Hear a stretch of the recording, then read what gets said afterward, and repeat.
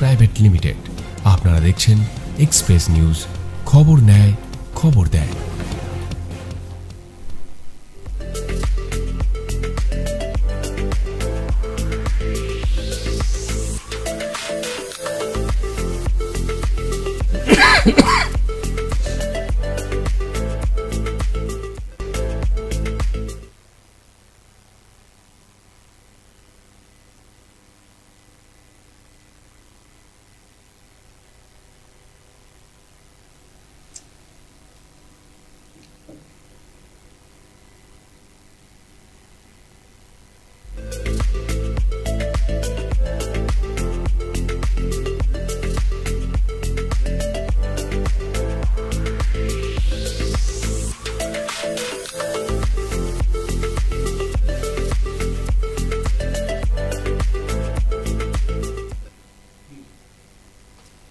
নমস্কার, এক্সপ্রেস নিউজে আপনাদের প্রত্যেককে স্বাগত জানাই। এখনকার সময় মানেই এক্সপ্রেস নিউজে এডুকেশন এক্সপ্রেস। আর আজকে এডুকেশন এক্সপ্রেসে আমরা যাকে অতিথি হিসেবে পেয়েছি তিনি হচ্ছেন কাজী নিজামউদ্দিন, প্রধান শিক্ষক, বিজরা হাই স্কুল। দাদা, আপনাকে অসংখ্য ধন্যবাদ এবং স্বাগত জানাই এক্সপ্রেস নিউজের আজকের এই যে এডুকেশন এক্সপ্রেসে আসার জন্য অসংখ্য ধন্যবাদ এবং স্বাগত। আজকে যে বিষয়টা দাদার সাথে আলোচনা হবে, আপনাদের যারা আছেন তারা, যেহেতু এটা লাইভ অনুষ্ঠান, সে লাইভ অনুষ্ঠানে আপনারা ফোন করবেন। আসলে আমরা আমাদের যে সমস্ত চারপাশে যা কিছু সমস্যা, যে কোনো বিষয়ে, যে কোনো কেন্দ্রিক সমস্যার কথা আমরা তুলে ধরার চেষ্টা করি আলোচনার মাধ্যমে। সেটা কিভাবে সেই সমস্যাটা থেকে বেরোনো যায় সেটার কথা চিন্তা করি এবং চারপাশে যা কিছু ঘটছে সেই ঘটনাবহুল আলোচনা আমরা এই আমাদের যে অনুষ্ঠান আমরা যেভাবে সাজিয়েছি সেই অনুষ্ঠানের মধ্যে দিয়ে আমরা আপনাদের কাছে পৌঁছানোর চেষ্টা করি। ঠিক সেরকমই আজকে যে এই এডুকেশন এক্সপ্রেস, সেখানে এমন একটি বিষয় আপনাদের সামনে আমরা আজকে উত্থাপন করব যেটা হচ্ছে স্কুল ছুট আটকাতে স্কুলের ভূমিকা। খুবই গুরুত্বপূর্ণ একটি বিষয় এবং আজকে রাজ্যের যে শিক্ষা ব্যবস্থা, সেই শিক্ষা ব্যবস্থাতে এটা কতটা কার্যকর এবং কতটা স্কুল ছুটের পরিমাণ বেড়েছে, কিভাবে সেই স্কুল ছুটকে আটকানো যায়, সেই সমস্ত কিছুই আলোচনা করার জন্য আমাদের সঙ্গে আজকে কাজী নিজামউদ্দিন স্যার আছেন। আলোচনা করি আপনার স্কুল দিয়েই প্রথমে আমরা শুরু করি, স্কুল থেকেই। হ্যাঁ, নমস্কার, আমি বিজরা হাই স্কুলের প্রধান শিক্ষক এবং আজকের এই অনুষ্ঠানে আমাকে আহ্বান করার জন্য আমি ধন্যবাদ জানাচ্ছি এক্সপ্রেস নিউজ পরিবারকে। তো বিষয়টি অত্যন্ত জ্বলন্ত একটি সমস্যা, বিশেষত প্রাথমিকে যে পরিমাণে এটা সর্বভারতীয় একটা সমীক্ষায় উঠে এসেছে যে সারা ভারতবর্ষে শুধু প্রাথমিকে প্রায় 30-40 লক্ষ ছাত্রছাত্রী ড্রপ আউট হয়ে যাচ্ছে। সারা ভারতবর্ষব্যাপী এই সমীক্ষাটা বলছেন 30-40 লক্ষ শুধু প্রাথমিকেই ক্লাস 4 পর্যন্ত ড্রপ আউট হয়ে যাচ্ছে।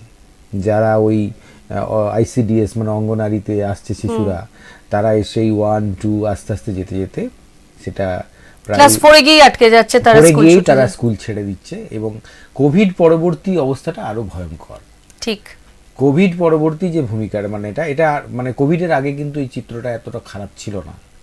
2019-20 কিন্তু এতটা ড্রপ আউট হতো না। এই যে ড্রপ আউট হয়ে যাওয়ার প্রবণতা, তার কারণ হচ্ছে যে কাজ খুঁজছে মানুষ, আর্থসামাজিক পরিস্থিতির বদল ঘটেছে।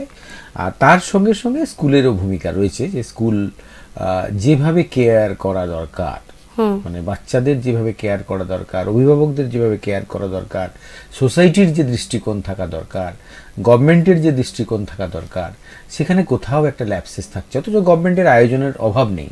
ঠিক, আমরা তো দেখতে পাচ্ছি যে এই সমস্ত স্কুলের উন্নয়নের জন্য গভর্নমেন্ট কিন্তু এখন স্কুল বিল্ডিং এর জন্য যথেষ্ট ফান্ড অ্যালোকেট করেছে। কোন রাজ্য সরকার না কেন্দ্র সরকার? এবং কেন্দ্র সরকারের ফান্ডও আছে। শিক্ষা যেহেতু যৌথ তালিকায় আছে, সেহেতু মিড ডে মিলের যে টাকাটা, তার তো 60% টাকা কেন্দ্র সরকার দেয়, 40% রাজ্য সরকার দেয়। তাছাড়াও আমাদের রাজ্য সরকার কিছু স্পেশাল ফ্ল্যাগশিপ প্রোগ্রাম আছে, আমাদের রাজ্য সরকারের কিছু প্রোগ্রাম আছে, সেই প্রোগ্রামগুলো কিন্তু যথেষ্ট মানে উৎসাহ ব্যঞ্জক। যেমন বাচ্চাদের ঐক্যশ্রী মানে মাইনরিটি ছেলেদের জন্য মাসে একটা টাকা মানে বছরে একটা টাকা 1,000-1,200 টাকার মতন দেওয়া হয়, দিচ্ছে সরকার। স্কলারশিপ স্কুলে গেলেই সেটা সেগুলো কি পাচ্ছে ছেলেমেয়েরা, কি পাচ্ছে? 90% পাচ্ছে।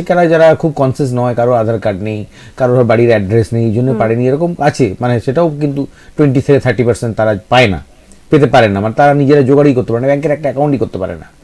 হ্যাঁ, বাবা মা এতটাই মানে কাজে ব্যস্ত করতে, বা কেউ ভয় পায় ব্যাংকে যেতে। না, অনেক সময় দেখা যায় যে স্কুল থেকে উদ্যোগ নেওয়া হয়, স্কুল থেকে উদ্যোগ নিয়ে ব্যাংকের অ্যাকাউন্ট করা হয়, ব্যাংকগুলো এখন স্কুলে গিয়ে অ্যাকাউন্ট করছে, এইসব ব্যবস্থাগুলো যেহেতু হ্যাঁ সেই উদ্যোগগুলো তো থাকা দরকার। কারণ আপনি যে জায়গার কথা বলছেন সেই জায়গাগুলোতে বোধহয় বাবা মায়েরা অতটা হলেও এখনো পর্যন্ত শিক্ষার আলো বা অত এডুকেশনটা তাদের কাছে পৌঁছয়নি। আর মূল কথাটা হলো যে এই যে ড্রপ আউটটা হচ্ছে, সেই ড্রপ আউটটা শুধুমাত্র যে দারিদ্র্যের জন্য হচ্ছে তা নয়। আমরা যেটা মনে করেছি দারিদ্র্য, আজকের কিন্তু আর্থসামাজিক অবস্থার অনেকটাই বিকাশ ঘটেছে, কিন্তু পড়াশোনার প্রতি মানুষের একটা অনীহা চলে এসছে। পড়ে কি হবে এইরকম একটা অ্যাটিটিউড কিন্তু মানে এখন যারা আগে, আমি যখন প্রথম শিক্ষকতায় এসেছিলাম তখন কিন্তু আর্থিক অবস্থা সত্যি খারাপ ছিল, লোকে একটু ভাতের জন্য দাঁড়িয়ে থাকতো। আজ কিন্তু সেই অবস্থাটা নেই। আজ কিন্তু লোকের বাড়িতে ভাত আছে, 90% লোকের বাড়িতে ভাত আছে, জামা কাপড় ভালো পরে, উৎসব অনুষ্ঠানে এসে অংশগ্রহণ করে, কিন্তু পড়াশোনার ব্যাপারে একটা সাংঘাতিক অনীহা। পড়তে হবে না, বরং উৎসব করতে হবে, আনন্দ করতে হবে, এরকম একটা ব্যাপার চলে আসছে সবার মধ্যে। এই যে একটা ব্যাপার। আর তাছাড়া কি স্কুলেও মানে আমরা শিক্ষকরা প্রাথমিকে ছেলে মেয়েদের ধরে রাখার জন্য যে যে কাজগুলো করা দরকার, যে পদ্ধতি পড়ানো দরকার, সেই জায়গাগুলোতে আমরা কিন্তু নেই। যেমন কিরকম যেমন ধরুন একটা বাচ্চা ছেলে, তার বাড়িতে কেউ দেখার নেই, সে ICDS এ পড়েছে 2 বছর, প্রি প্রাইমারিতে 1 বছর পড়েছে ICDS এ, আবার এখন প্রাইমারিটা প্রি প্রাইমারির সঙ্গে যুক্ত করে দেওয়া হয়েছে, সেখানে সে প্রি প্রাইমারি পড়ছে। তো তারপরে 1-এ আসছে, তারপরে 4-এ আসছে, যখন 5-এ আমার স্কুলে ভর্তি হতে আসছে, ছেলেটা লিখতেও জানে না, পড়তেও জানে না। আচ্ছা, তাহলে এই 6 বছর সে কি পড়ে এলো? মানে গোড়ায় গলদ থেকে যাচ্ছে। ওই যে 6 বছর পড়ে এলো, এই 6 বছর মানে এখনো আমার স্কুলে কিছু বাচ্চা আছে যারা 8-এ 9-এ 10-এ পড়ে, তাদের লেখা পড়ে কিছুই বুঝে পাওয়া যায় না। অ্যানুয়াল পরীক্ষার খাতা যদি আপনি দেখেন, সে তার নামটাও অনেকে একটা বাচ্চা পেয়েছি, সে তার নাম লিখতে পারে না, সে স্কুলে আসে না। তো এরা খুব ইরেগুলার, এই যে বাচ্চাগুলো করছে এরা খুব ইরেগুলার, একদিন স্কুল যায়, আবার 2 দিন যায় না, 4 দিন যায়, মা বাবা কাজ করে অন্য জায়গায়, ও স্কুলে বন্ধুর সঙ্গে বই নিয়ে বেরোলো, খেলতে চলে যায়। এই যে ইরেগুলারিটি, ও মামার বাড়ি চলে যায়, তো আসছে না মাসের পর মাস, দাদুর বাড়ি চলে যায়, মাসের পর মাস আসছে না, এই যে ইরেগুলারিটি, সেই জন্য পড়াশোনার কোনো কন্টিনিউটি নেই। এবার ওরা সেরকম জায়গায় প্রাইভেট টিউশন দিচ্ছে অনেকে, আবার সেরকম জায়গায় প্রাইভেট টিউশন যাচ্ছে, সেখানে প্রাইভেট টিউশনে ওদেরকে যে ধরে পড়ানোর দরকার, আমরা যেটা মোটামুটি মধ্যবিত্ত বাড়িতে বাবা মা মোটামুটি লিখতে শেখানো, পড়তে শেখানো, ক্লাসে কি পড়া দিয়েছে, হোমওয়ার্কটা কি আছে সেটা দেখে দেওয়া, এদের তো কেউ নেই, ওরা তো একটু ব্ল্যাঙ্ক এখনো। এই যে প্রথম প্রজন্মের শিক্ষার্থী, এদের জন্য যে এদেরকে দেখা, আর টিচারদেরও পড়ানোর পদ্ধতিটা সেকেলে, তুই পড়তে পারিস না, যে কজন পড়তে পারে তাদেরকেই পড়ানো হয়, যারা পড়তে পারে না তাদেরকে কি করে এগিয়ে নিয়ে আসা হয়, একটু নতুন আধুনিক পদ্ধতিতে একটু পড়ানো দরকার। না ধরুন এই যে আপনি বলছেন আধুনিক পদ্ধতিতে যারা নতুন শিক্ষক আসছেন, তারা তো আধুনিক যুগেরই শিক্ষক আসছেন, নাকি সেই শিক্ষক নেওয়াটা মানে কমে গেছে? না, শিক্ষক নেওয়া যেমন খুব এখন শিক্ষক নিয়োগের ক্ষেত্রে কি কোনো ল্যাকিংস রয়েছে? ছিল না, আবার শুরু হয়েছে শিক্ষক নিয়োগ, আবার মাঝখানে একটা সময় ছিল অনেক শিক্ষক ছিল না প্রাইমারি স্কুলে, এখন কিন্তু সেই অভাবটা নেই। শোনা তো যায় যে রাজ্যের বিভিন্ন স্কুলে এরকম আছে শিক্ষকের অভাব ছিল, যার জন্য মাধ্যমিকে এখনো রয়েছে সমস্যাটা, কিন্তু প্রাথমিকে সেই সমস্যাটা নেই। প্রাথমিকে বলছেন পর্যাপ্ত পরিমাণে শিক্ষক রয়েছে, এবং যে সমস্যাটা ছিল বেশ কিছুদিন ছিল, সেই সমস্যাটা কিন্তু ওভারকাম করা গেছে, প্রাথমিকে শিক্ষক নিয়োগ হয়েছে, এবং অনেক ছাত্র সংখ্যাও কমে গেছে তো আমাদের, কারণ অনেক ছাত্রছাত্রী মানে যারা একটু সম্পন্ন বাড়ি তারা ইংলিশ মিডিয়ামের দিকে চলে গেছে, অনেক প্রাইমারি স্কুলে বাচ্চাই নেই, 40-50টা বাচ্চা আছে, 2জন টিচার আছে, হ্যাঁ এরকম আছে। তো এই যে জায়গাগুলো আছে, এই বাচ্চাগুলোর কি হয়েছে, এই যে কম বাচ্চা থাকার জন্য যে পড়াশোনার যে গুণগত মান সেটা বাড়ানো দরকার, সেটা কিন্তু অনেক কমে গেছে।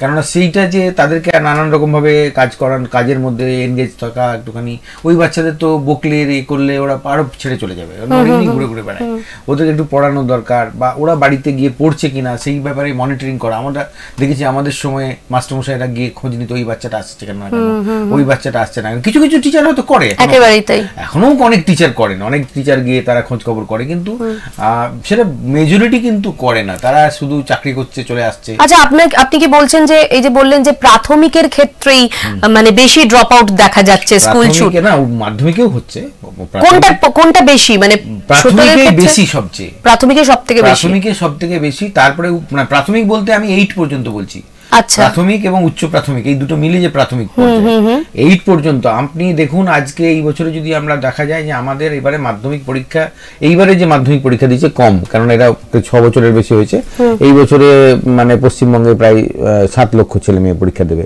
যেটা প্রতিবারে 11 লক্ষ 10 লক্ষ পরীক্ষা দেয়, অনেক কম। হ্যাঁ, তো এটা পরীক্ষা দিচ্ছে, এইবার এই সংখ্যাটা কিন্তু আস্তে আস্তে কমছে মাধ্যমিকের পরীক্ষা দেওয়া। তার একটা কারণ হচ্ছে একটা মেজরিটি ছেলে ইংলিশ মিডিয়াম স্কুল, প্রাইভেট স্কুলে যাচ্ছে, চলে যাচ্ছে 20% যাচ্ছে। কিন্তু আমাদের সরকারি স্কুলে শুধু নয়, বেসরকারি স্কুলেও কিন্তু ড্রপ আউট বাড়ছে। বেসরকারি স্কুলের ছেলেমেয়েরা ভর্তি হচ্ছে, ওদের অনেকেই বাচ্চা, অনেক গার্জেন প্রথম একটু রোজগার ভালো আছে, তাদের গিয়ে একটা স্কুলে, নার্সারি স্কুলে ভালো পয়সা দিয়ে ভর্তি করে দিল, সেই কথাটাই তো বলছি যে ধরুন 3-4 বছর পরে চালাতে পারলো না, আবার একটা স্কুলে ছিল, দিয়ে ওই ছেলেটি না ইংরেজি শিখলো না বাংলা শিখলো, এবার সে 8-এর আগেই পড়া ছেড়ে দিচ্ছে। ছেলেদের ভবিষ্যৎগুলো মানে অনেক ক্ষেত্রে গার্জেনদের সচেতনতার একটা অভাব, এইটাও কিন্তু বলতে হবে। শিক্ষক হিসেবে আমরা নিজেদের সমালোচনা অবশ্যই করবো, আত্মসমালোচনা, যে আমাদেরও কিছু অবদান সমাজের পক্ষে, কেন সারা সমাজ আমাদের দিকে তাকিয়ে আছে যে মাস্টারমশাই কিছু করবেন এটার ব্যাপারে।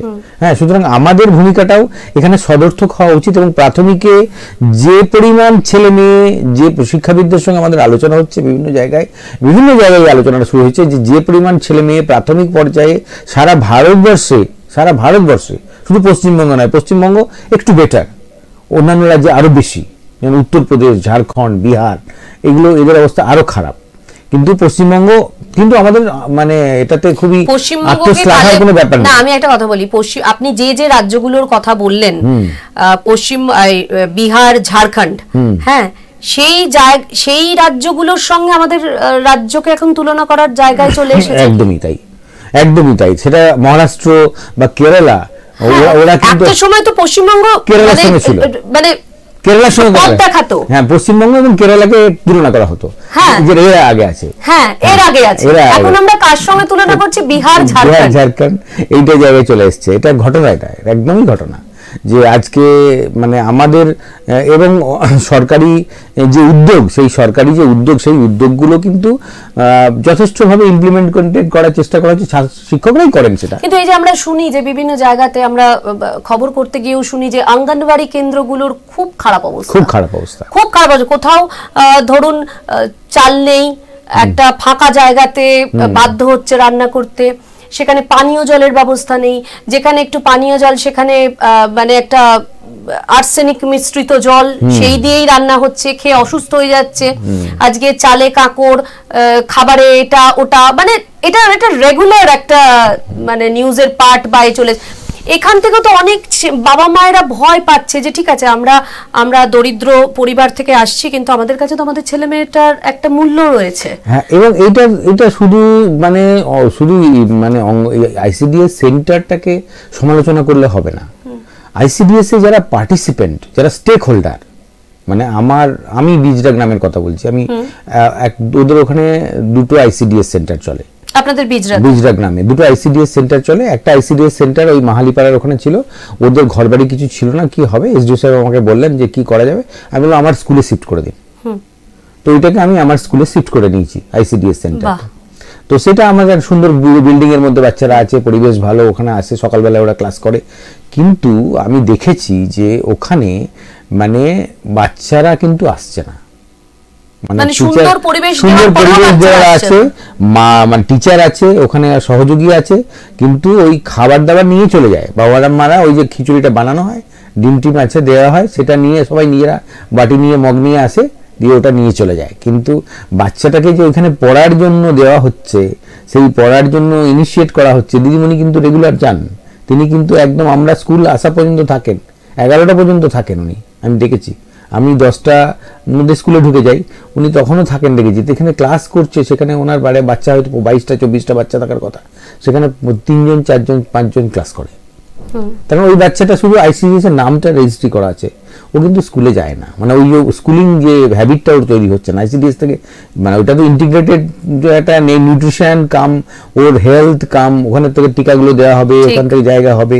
তো এই যে স্টেক হোল্ডার যারা গার্জেনরা যারা নিচেরা রয়েছে আইসিডিএস, এটা কিন্তু একটা জায়গা দেখলেই আপনি বুঝতে পেরে যাবেন যে শুধুমাত্র আইসিডিএস সেন্টারটাকে আমরা ক্রিটিসাইজ করছি, কিন্তু what are the stakeholders doing, যাদের জন্য সরকার এত টাকা খরচ করছে, একটা সেন্টার করেছে, তারা কি পার্টিসিপেট করছে? তারা কি ওই সুবিধাটার জন্য বাচ্চাগুলোর প্রতি এমফাসাইজ করছে? না, সেটা সেক্ষেত্রে মানে সেক্ষেত্রে কি একটা কোনো উদ্যোগ এরকম নেওয়া যায় না যে আগে বাচ্চাদের থেকেও অভিভাবকদেরকে আগে শিক্ষিত করাটা দরকার? অভিভাবকদের ওরা দেখেছি মাঝে মাঝে সেন্টার, মাঝে মাঝে অনুষ্ঠান করে, আমি দেখেছি আইসিডিএস সেন্টারগুলো। সেদিনকে আমি দেখেছি প্রায় 30-40 জন মা আসে, 30-40টা মা আসে বিভিন্ন রকম। ওরা এবারে যেমন একটা ফ্রুট ফেস্টিভ্যাল করেছিল, একটা ফুড ফেস্টিভ্যাল করেছিল, ওরা করেছিল, মানে দিদিমণিরা চেষ্টা করছেন অনেক জায়গায়, মানে এরকম ওরকম অন্য সেন্টারেও তারা চেষ্টা করছে, ওদের কাছে তো সরকারি ইনস্ট্রাকশনও থাকে এরকম, যেমন আমাদের কাছে থাকে, তো সেরকম করে। সেখানে আমি দেখেছি 30-35 জন মা এলেন, কিন্তু আমি তো রেগুলার দেখি না। এই যে আমি ওইটাতে দেখে বুঝতে পারছি যে কি হবে অবস্থাটা। ওই যে বাচ্চাটা যারা আইসিডিএস এ তার মনিটরিং হওয়া দরকার ছিল, মানে ওখানে যে 2 বছরে স্কুল যাওয়ার ওই বসে থাকা হ্যাবিটটা তৈরি হবে, স্কুল ম্যানার্স শিখবে বাচ্চা। হ্যাঁ, বাড়িতে থাকলে ওখানে ওই বাচ্চারা গালাগালি শেখে, এই শেখে, পারিবারিক পাড়ে ধুলো মেখে ঘুরে বেড়ায়, ওখানে থাকলে একটা ড্রেস পরে যাবে, কারণ আইসিডিএস সেন্টারে আজকাল ড্রেস দেওয়া হয়, ড্রেস পরে গিয়ে ওখানে বসবে, ওখানে গিয়ে শিখবে, তার কাছে একটু হাতের লেখা শিখবে, একটু ছড়া বলা শিখবে, একটু কথা বলা শিখবে। তো সেটাও তো হচ্ছে না। তারপরে ওই বাচ্চাটা আইসিডিএস এবার প্রাইমারি সিলেবাসটা করা হয়েছে কি, ও জানে তো যে আইসিডিএস যেটা আছে সেটা কন্টিনিউশন, এবার আইসিডিএস থেকে যে প্রি প্রাইমারিতে গেল, প্রায় প্রি প্রাইমারি তো সেই সেম অবস্থা। ওখানে গিয়ে দেখা যাবে যে দুটো আইসিডিএস সেন্টারের ওই যে 7-14টা বাচ্চা ওখানে বসেছে, আর বাকি 25-30 জনের নাম লেখা ছিল, তার মানে 50% গেল না। ওই 50% বাচ্চা ওয়ানে গিয়ে কিছুই অ ক খ বুঝতে পারবে না।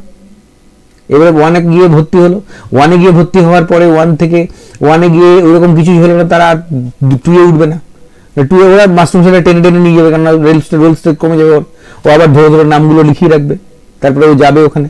এবার ও কিছু না শিখে পড়ে এলো, 5-এ যখন এলো সে দেখছি মহাসাগরে গিয়ে পড়েছি।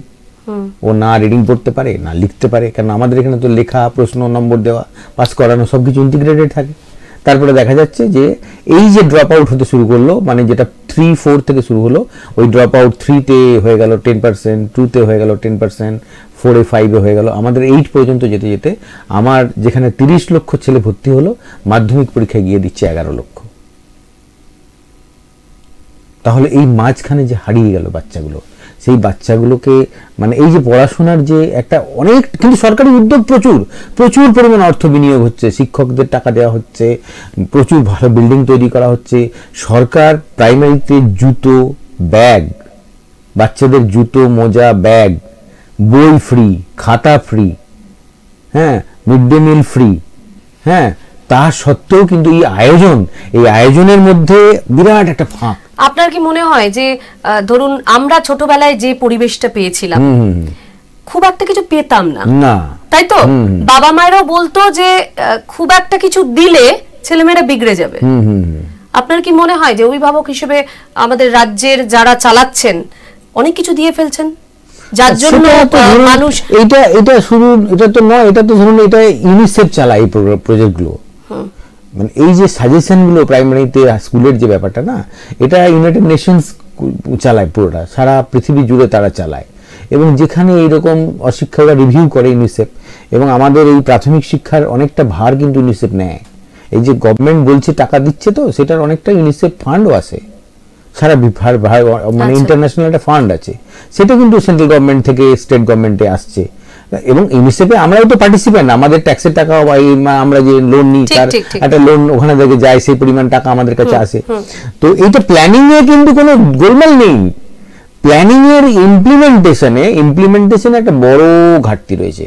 ইমপ্লিমেন্টেশনের বড় ঘাটতি রয়েছে বলতে তার জন্য রেসপন্সিবল কিন্তু অনেকটাই আমরা যারা স্টেক হোল্ডার নিজেরা, মানে যে জায়গাটা হচ্ছে যেভাবে গণতন্ত্র ফেল করছে আর কি, মানে আমরা পার্টিসিপেন্টরা গণতন্ত্র, ঠিকই বলে আমরা যেটা চাইবো আমাদের চারপাশটা ঠিক সেরকমই আমরা যা চেয়েছি তাই এসেছে, ঠিক ঠিক ঠিক, তাই না? আমার কি করে আমরা তো ফেল করছি জিনিসটা, মানে হোয়াট উই ডিজার্ভ, মানে আমরা নিজেরাই বলছি আমরা যেটা পাচ্ছি সেটা আমরা ডিজার্ভ করি, একদম, তাই না? তো এই ঘটনাটা কিন্তু ভয়ঙ্কর একটা ঘটনা আসছে, যে এত কিছু থাকা সত্ত্বেও আমরা বলছি যে শিক্ষায় কিন্তু আমরা পিছিয়ে পড়ছি ক্রমশ, সারা ভারতবর্ষ পিছিয়ে পড়ছে। আচ্ছা, আপনার কি মনে হয় যে এখানে আমি একটুখানি মানে বৈষম্যের ব্যাপারটা মনে হয় বলছে, ছেলেরা না মেয়েরা কোন দিক থেকে, মানে কারা বেশি পিছিয়ে পড়ছে? না, এটা তো জেন্ডার ব্যাস না, এখন বড় মেয়েরা ভালো পড়াশোনা করছে। কেননা আমি পরীক্ষার রেজাল্টের দিকে থেকে আপনি দেখবেন অনেক বেশি, আমাদের প্রত্যেকটা ক্লাসে মেয়েদের সংখ্যা বেশি। এইটাই আমি বলছি, মানে 9 পরে 8 পর তো কাজ করতে চলে যাচ্ছে ছেলেরা। ঠিক এই জায়গাটাই, 8 পরে তো ছেলেরা নিজেরা কাজ করতে চলে যাচ্ছে বিভিন্ন জায়গায়, নিজেরা হাতে। এতে কি হচ্ছে, মানুষের অভাব বেড়েছে। আর এই যন্ত্রটা তাহলে কি চাকরি নেই বলে এই জিনিসটা হচ্ছে? চাকরির জন্য নয়, তাহলে তার চাহিদা, মানে কৃত্রিম চাহিদা বেড়েছে মানুষের। রাজ্যে যদি চাকরি না থাকে তাই জন্যই তো তারা চাকরি মানে কি, এখন হয়তো গভর্নমেন্ট জব নেই, কিন্তু জব অপরচুনিটিজ কিন্তু মানুষের কাছে ইনডাইরেক্ট অনেক রয়ে গেছে। কিন্তু সেই পরিমাণ শিক্ষাটা তো হচ্ছে না যে ওই জায়গাটাতে গিয়ে তারা চাকরি করবে। গভর্নমেন্ট জব নিঃসন্দেহে প্রচুর কমেছে। যে পরিমাণ ছেলেমেয়েরা পাস করছে সেটার জন্য সারা ভারতবর্ষ জুড়ে কিন্তু প্ল্যান হচ্ছে না। সেটা আমাদের রাজ্য সরকার যেমন দেশি, সারা ভারতবর্ষের চিত্রটাই তাই। এখন আজকে আমার সারা ভারতবর্ষে ইউনিভার্সিটিতে কতজন স্টুডেন্ট পাস করবে, কতজন স্টুডেন্ট আমার ইউপিএসসি পড়তে যাবে, কতজন টেকনিক্যাল এডুকেশনে যাবে, কতজন মেডিকেল স্টুডেন্ট যাবে, তাহলে ক্লারিক্যাল জবের ক্রিয়েশন কোথায় হলো, আইটি জবে, তার ভাগ্যিস এই আইটি জবটা ক্রিয়েশন হয়েছে বলে কিছু ছেলে মেয়ে তারা যাচ্ছে। সেটা মেজরিটি ছেলে, ভালো ছেলে মেয়ে যারা, তারা আইটিতে যাচ্ছে। কিন্তু যারা মিডিওকার ছেলে, যারা জিওগ্রাফি নিয়ে পড়ছে, যারা সোশ্যাল স্টাডিজ নিয়ে পড়ছে, যারা বাংলা নিয়ে পড়ছে, যারা ইংরেজি নিয়ে পড়ছে, তারা এমএ পাস করছে, কি করবে? প্রাইভেট টিউশন খুঁজছে। প্রাইভেট টিউশন কতজন পড়াবে? স্টুডেন্ট কোথায়? আর কি করে তাদের সংসার চলবে?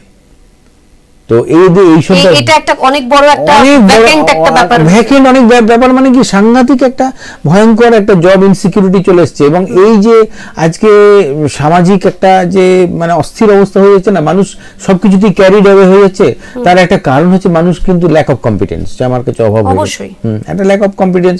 যে মাঝখানে এত ছেলে মেয়ে পড়াশোনা করে বেরোচ্ছে, তাদের জন্য সরকারের একটা নির্দিষ্ট কোনো ব্যবস্থা নেই, সরকারের একটা নির্দিষ্ট, এবং এটাও কিন্তু ড্রপ আউট হয়ে যাওয়ার আরেকটা অন্যতম কারণ, যে পড়ে কি হবে। ঠিক, পড়ে কি হবে? আমি আমার পাশের বাড়ির ছেলেটিকে দেখেছি যে বাংলায় এমএ তে ফার্স্ট ক্লাস ফার্স্ট হয়ে, ইউনিভার্সিটিতে বিএড এ ফার্স্ট ক্লাস ফার্স্ট হয়ে সে বসে আছে। দুটো চারটে টিউশন, আমার ফিজিক্স, কেমিস্ট্রি, ম্যাথমেটিক্স, বায়োলজি সমস্ত সাবজেক্টের লক্ষ লক্ষ ছেলে তারা পাস করে বসে আছে, দু চারটে টিউশন করছে, তারা নানান রকম ফ্রাস্ট্রেটেড। সেটা দেখে মানে এই যে ইয়াং জেনারেশন, তাদের মধ্যে পড়াশোনাটা একটা ডিসিলিউশনমেন্ট আসছে। তার থেকে বাবা মায়েরা যারা মানে সেরকম তাদের আর্থিক অবস্থা নয়, তারা ছেলে মেয়েদের এটাই বোঝাচ্ছে, তাহলে বাবা যা গিয়ে করে খা। এই তো আমি ফর্ম ফিল আপের সময় আমরা বুঝতে পারি কি পরিমাণ গার্জেনদের নিদারুণ অনীহা পড়াশোনার ব্যাপারে। এই ক্লাস 10 আমাদের স্কুলগুলোতে কি হচ্ছে, ফর্ম টেস্ট পরীক্ষা তো আই বাবা দিয়ে যা, এবার দেখা গেল যে টেস্ট পরীক্ষায় আমার 30% পাস করতে পারেনি, এমনি স্কুলের প্রশ্নতেই সে পাস করতে পারেনি। তো ঠিক আছে, গার্জেনকে ডেকে এনে বলা হলো এই পড়াশোনা একটু করান, ভালো করে পড়লে পাস করে যাবে, সেরকম অ্যালাউ করা হলো। তো অ্যালাউ করে দেওয়ার পরে তারপরে দেখা যাচ্ছে যে আমার 100টা স্টুডেন্ট ছিল, 15 জনকে আর ফর্ম ফিল আপ করাতে পারছি না আমি। 15 জন আসছে, সই করতে হয় ওখানে, তার একটা ফটো লাগে, আর ওই একটা ফিজ লাগে গভর্নমেন্টের, সেটা নিতে হয়। ফিজটা না হলে আমি নিলাম না, কিন্তু দিতে পারছে না, সেই জন্য অনেক সময় ম্যানেজ করে দিতে হয় অনেক স্কুলকে। তো তাকে ডেকে সে আসছে না, বাড়িতে লোক পাঠানো হয়েছে, তারপরে মা 3-4 জন মা এসে হাজির হলো, ছেলেটা তো কাজে গেছে, আমরা সই করে দিলে হবে না। আপনারা কি উত্তর দেন? আমরা বলবো, আর কি বলবো, আমার কিছু বলার থাকে না। সত্যি তো ওর কাজের এইটার কোনো জবাব নেই আমার কাছে। সত্যি পেটটা আগে, মাথার কাজটা পরে হবে। এরকম আপনি পেয়েছেন যে বেশ মেধাবী ছাত্র, মেধাবী ছাত্রী, কিন্তু বিভিন্ন কারণে এরকম স্কুলে আসছে না বা আসতে পারছে না, সেগুলো আমরা পিক আপ করি, সেগুলো আমরা তৈরি করি। সেগুলোকে যদি বুঝি, তাহলে যারা পড়াশোনা করতে চায়, পড়াশোনাটা বোঝে, তারা পড়াশোনাটা ছাড়ছে না। অসুবিধা হলো, আমরা যেমন অনেকের পড়াশোনা চালিয়ে দিয়েছি এদিক ওদিক থেকে, এখানে বলে ওখানে বলে। আর আমাদের শহরে এটা খুব সহযোগিতাটা পাওয়া যায়। আচ্ছা, এই জায়গাটা কাউকে না কাউকে বললে, কোনো না কোনো, এই এক্সপ্রেস নিউজই কতজনকে আমি পাঠিয়েছি, মদনদা অনেক ছেলেকে পড়াশোনা দিয়েছে, অনেকের পড়া চালিয়ে দিয়েছে। হ্যাঁ, তো এটা আমি অনেকবার করেছি, আমি এরকম 2-3-4 জনের পড়াশোনা করেছি, এরকম অনেককে বলি। তো আমরা আমাদেরই স্কুলের মানে স্টুডেন্টদের টিচার, একজন টিচার আছে, তার একটি মেয়ে পড়ছে ভালো, হায়ার এডুকেশন ইউনিভার্সিটিতে পড়ছে, তার পড়ার খরচাটা সে হস্টেলের খরচাটা সে দেয়, মাসে 5,000 টাকা সে দেয়। বাহ, এগুলো তো খুব ভালো। তো এরকম অনেকেই, এরকম অনেক টিচারও করেন, এরকম আমার মতন অনেক টিচার আছেন, তারাও করেন, এবং আমরা অনেক করেছি। এই যে এবং সেই ছেলেমেয়েরা আছে স্কুলগুলোতে, সেই জায়গাটা আমাদের মানবিক দিকটা কিন্তু এই সরকারি স্কুলগুলোতে এখনো সেই জায়গাটা আছে। বেসরকারি স্কুলেও নিশ্চয়ই কিছু টিচার আছেন, তারাও নিশ্চয়ই করেন। হ্যাঁ, তো আজকে যে আমরা আলোচনাটা মূল করছিলাম যে জায়গাটা, সেই জায়গাটাতে মানে এই যে ড্রপ আউট, এই ড্রপ আউটটা কিন্তু একটা সামাজিক সমস্যা। অবশ্যই বিশাল বড় একটা সমস্যা, সামাজিক একটা সমস্যা। এই সমস্যাটাকে মানে আমাদেরকে এইটাকে সমাধান করতে এটা একটু তৎপর হওয়ার প্রয়োজন আছে। কিভাবে হতে পারে বলুন? হ্যাঁ, সেটা হচ্ছে প্রথমত হচ্ছে এই মানুষ যেমন অন্যান্য ইস্যুগুলো নিয়ে ব্যাপক আলোচনা করছে, সেরকম এই ড্রপ আউটটা নিয়ে ব্যাপক আলোচনা করা দরকার। যে কত পরিমাণ সত্যি সত্যি প্রত্যেকটা জায়গা থেকে, সরকারি জায়গা থেকে, সরকারি যে মানে পোর্টাল বা অন্য জায়গা থেকে তথ্য নিয়ে এটার কত পরিমাণ ঠিক ড্রপ আউট হচ্ছে, সেই ড্রপ আউটটাকে আমাদের খুঁজে বের করা, যে কোথা থেকে ড্রপ আউটটা বেশি পরিমাণে হচ্ছে এবং কোন কোন কারণে হচ্ছে, সেই কারণগুলো আমরা যেটা বলছি এটা অত্যন্ত সরলীকরণ আলোচনা, একদমই আলোচনা। তার গভীরে যেতে হবে। যারা এইসব নিয়ে আলোচনা করছেন, তাত্ত্বিক আলোচনা না করে এটাকে প্র্যাকটিক্যালি মাঠে নেমে ক্ষেত্র সমীক্ষা করতে হবে এবং গার্জেনদের বোঝাতে হবে যে এই জায়গাটা একটা স্টেজ পর্যন্ত তোমাকে পড়তেই হবে, তা নাহলে তুমি এই সুবিধাগুলো পাবে না। আমাকে বলতে হবে তোমার ছেলে মেয়ে যদি মাধ্যমিক উচ্চ মাধ্যমিক পাস না করে, তুমি সরকারের এই সুযোগগুলো পাবে না। একদম ঠিক বলেছেন। আমি সুযোগগুলো দিচ্ছি কিন্তু তার কোনো বাইন্ডিং মানে একটা আজকে যেমন বলছে না যে দুটো বাচ্চা থাকলে, দুটো বাচ্চার বেশি বাচ্চা হলে তুমি অনেক জায়গায় বলছি যে তুমি এই সুযোগগুলো পাবে না। তো এখন যদি আমরা সরকারি ভাবে এইটা করতে পারি যে তোমার বাড়িতে ছেলে মেয়ে আছে, ছেলে মেয়ে যদি মাধ্যমিক উচ্চ মাধ্যমিক পাস না করে তাহলে তুমি এই সুযোগগুলি পাবে না। বাহ, এটা খুব সুন্দর একটা পয়েন্ট আপনি। এইটা যদি করতে পারি আমরা, কখনো এটা যদি আমরা করতে পারি তাহলে দেশটা বদলাবে। এবং সরকারেরও একটা প্ল্যানিং করতে হবে যে এই পরিমাণ, এই বিশাল পরিমাণ শিক্ষিত ছেলে মেয়ে যারা উঠে আসবে তাদের জন্য সরকারকেও কিন্তু দায়িত্ব নিতে হবে। যারা সরকারে আসবে তাদেরকে বলতে হবে আমার মূল বাজেটের লেআউটের এতটা % আমি এমপ্লয়মেন্ট অপরচুনিটিতে খরচা করব, এবং তাতে মিনিমাম যেন একটা ছেলে মেয়ে 30-40 হাজার টাকার পায়, রোজগার করতে পায়। শিক্ষিত ছেলে মেয়েরা তারা যেন একটা জায়গা পায়, কোনো জায়গায়। সেটা তুমি কিভাবে জব অপরচুনিটি করবে সেটা তোমার ব্যবস্থা করবে। সেটা তুমি কত % প্রাইভেটকে দেবে, কতটা % তুমি পাবলিককে দেবে, কতটা % গভর্নমেন্ট ইন্ডাস্ট্রি দেবে, কতটা % অন্য জায়গায় সেটা গভর্নমেন্টকে তৈরি করতে হবে। একটা দেশকে উন্নতি করতে গেলে চারিদিকে করতে হবে, তা নাহলে আমাদের দেশটা কি হবে, বিখরে যাবে। যেমন করে বাংলাদেশ বিখরে যাচ্ছে, যেমন করে পাকিস্তান বিখরে যাচ্ছে, তাহলে আমাদের মতন এত বড় শক্তিশালী একটা দেশ, এত রিসোর্স, এত ট্যালেন্ট, এত মেধা, এত মগজের জন্য সবাই তো বাইরে গিয়ে কাজ করছে, ভারতীয়দের এত মেধা, যেখানে এতগুলো আইআইটি চলছে, এতগুলো আইএসআই চলছে, এতগুলো ইকোনমিক্স এর ইনস্টিটিউশন আছে, এতগুলো ভালো ভালো ইউনিভার্সিটি আছে, মানে ওয়ার্ল্ড ক্লাস ইউনিভার্সিটি আছে, ওয়ার্ল্ডের মধ্যে যেগুলো 1 থেকে 10-এর মধ্যে বিলং করে, সেইখানে এই সমস্যা কেন থাকবে? সেইখানে পড়াশোনা হয় না, সেইখানে মেয়েদের প্রতি অত্যাচার হয়, যেখানে সামাজিক সম্মান দেয় না মানুষ মানুষকে, এইটা কেন এরকম একটা সভ্য দেশে থাকবে? কেন এখানে সাম্প্রদায়িক অস্থিরতা থাকবে? পড়াশোনা নেই। পড়াশোনাটাকে এই জায়গায় যদি আমরা আনতে পারি যে ড্রপ আউটটাকে রক্ষা করতে হবে, আর সরকারের জন্য এইটা বলতে হবে যে তোমাকে পড়াশোনা করাতেই হবে। পড়াশোনার মধ্যে যদি তুমি, তোমার বাচ্চা 2 বছর বয়স হয়েছে, তুমি 2 বছরের বাচ্চাকে যদি আইসিডিএস না পাঠাও, রোজ যদি কত পার্সেন্টেজ হয়েছে দেখবো, আমি রিপোর্ট কার্ড নেওয়া হবে, তারপরে তুমি এই সুযোগগুলো পাবে। তুমি প্রাইমারিতে বাচ্চা গেছে, তুমি সুযোগ পাবে। 8 পর্যন্ত তোমার বাচ্চা গেছে, তুমি সুযোগ সুবিধা পাবে। এই একটা মনিটরিং সিস্টেম যদি আমরা করতে পারি, সরকারি বেসরকারি সবাই মিলে, তবে দেশটা বদলাবে। ঠিকই বলেছেন, শুধু দিয়ে দেওয়া নয়, সেই মানে কারো কোনো জিম্মেদারি নেই। হ্যাঁ, আমি দিয়ে দিলাম, বাস আমার কারোরই কোনো মানে কেউ কোনো কোথাও অ্যাকাউন্টেবল নয়। এই একটা দেশ, মানে না পলিটিশিয়ানরা অ্যাকাউন্টেবল, না বিউরোক্রেসি অ্যাকাউন্টেবল, না টিচাররা অ্যাকাউন্টেবল, না লোক অ্যাকাউন্টেবল, না সাধারণ লোক accountable. You must be accountable. বিদেশে কোনো দেশে এরকম করে অ্যাকাউন্টেবিলিটি, প্রত্যেকটা লোককে অ্যাকাউন্টেবল থাকে। একটা কাপ আমি কোথায় ফেলবো আমি জানি না, খাওয়ার পরে আমি রাস্তায় ফেলে দিলাম। আমাদের যেরকম অধিকার আছে, আমাদের সেই অধিকারটাকে রক্ষা করার একটা কর্তব্য আছে। তো ড্রপ আউট একটা জ্বলন্ত সমস্যা হয়ে দেখা দিয়েছে। কোভিড পরবর্তী সময়ে একটা ভয়ঙ্কর সমস্যা দেখা দিয়েছে, এবং মানে এখন তো যা অবস্থা, যদি আমরা আলোচনা করি 50% এর বেশি ড্রপ আউট হচ্ছে কোনো কোনো রাজ্যে। ভয়ঙ্কর রকমের একটা সমস্যা। এবং এই যে বাচ্চা, এই যে নানান রকম গ্যাং তৈরি হচ্ছে, নানান রকম মানে সামাজিক অসামাজিক কাজকর্ম তৈরি হচ্ছে, এক্ষেত্রে বোধহয় মানে ফোনটাও প্রচুর পরিমাণে একটা অ্যাডিকশন, ফোনের অ্যাডিকশন বাচ্চার। এবং ওইটা বললাম তো কেন কাজ করতে যাচ্ছে বাচ্চারা, তার মানে খাবারের জন্য কাজ করতে যাচ্ছে না। এই যে ছেলেগুলো স্পেশাল চাহিদাগুলো, তার স্পেশাল চাহিদা, তার একটা ভালো জামা কাপড় চাই, মানে অনেক দামি জামা কাপড় চাই, তার ব্র্যান্ডেড জামা কাপড় চাই, তার শপিং মলে যেতে হবে, তাকে একটা দামি ফোন কিনতে হবে। ছোট ছোট বাচ্চা, আমি ওই মানে প্রাইমারিতে বাচ্চাগুলোকে আমি কথাবার্তা বলি, তো বলে ওরা বলছে প্রাইমারি বিজনাতে গ্রামে মাহালিপাড়ায় থাকে, সে বলছে ওর কাছে আইফোন আছে। বুঝুন, ও লিখতে পড়তে জানে না, কিন্তু ও জানে আইফোনটা জিনিসটা কিভাবে চালাতে হয়, ও জানে আইফোনটা কি। মানে এই যে মানে সামাজিক একটা মানে অবক্ষয় এই জায়গাটাতে সার্বিকভাবে চলছে। এবং ফোন জিনিসটা তো মানে যারা শিক্ষিত মানুষ, যারা ঠিকঠাক করে ইউজ করে তাদের জন্য খুবই ভালো, কিন্তু যারা জানে না তাদের কাছে তো খুবই খারাপ। এটা ব্রাউজিং করতে শুরু করলে কে কোথায় পৌঁছে যায় কিছু তো বোঝা যায় না। তাই তো এত কিছু, কোথাও তো মনিটরিং হয় না ফোনটা।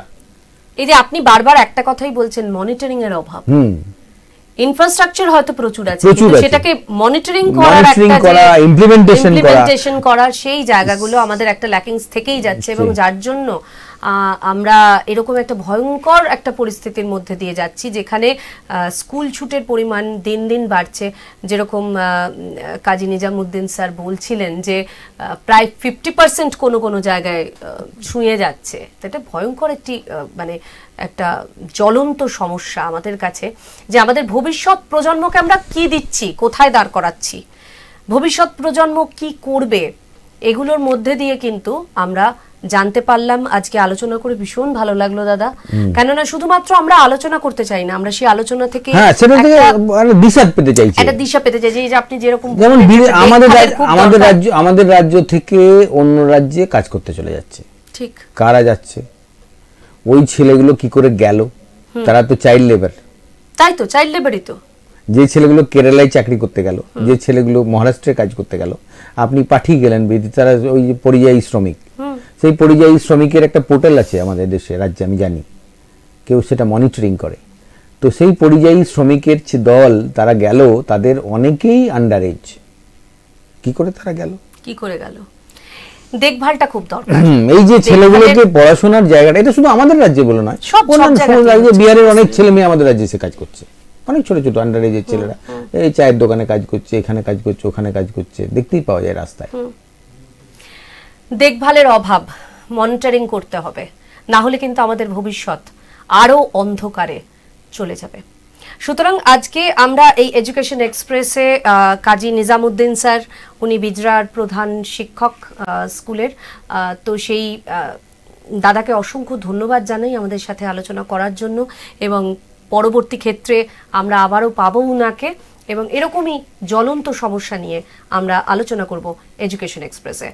আপনারা সঙ্গে থাকবেন আমাদের। আপনাদের যদি কোনো মতামত থাকে অবশ্যই জানাবেন আমাদের এক্সপ্রেস নিউজকে।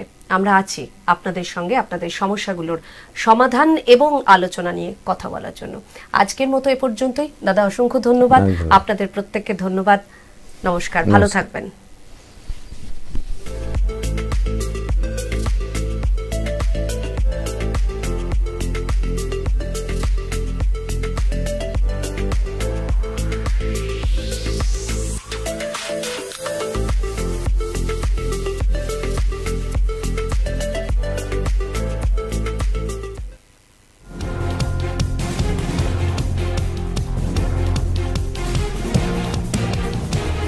এই হলো ডেডলাইন কমিউনিকেশনস প্রাইভেট লিমিটেড। আপনারা দেখছেন এক্সপ্রেস নিউজ, খবর নেয়, খবর দেয়।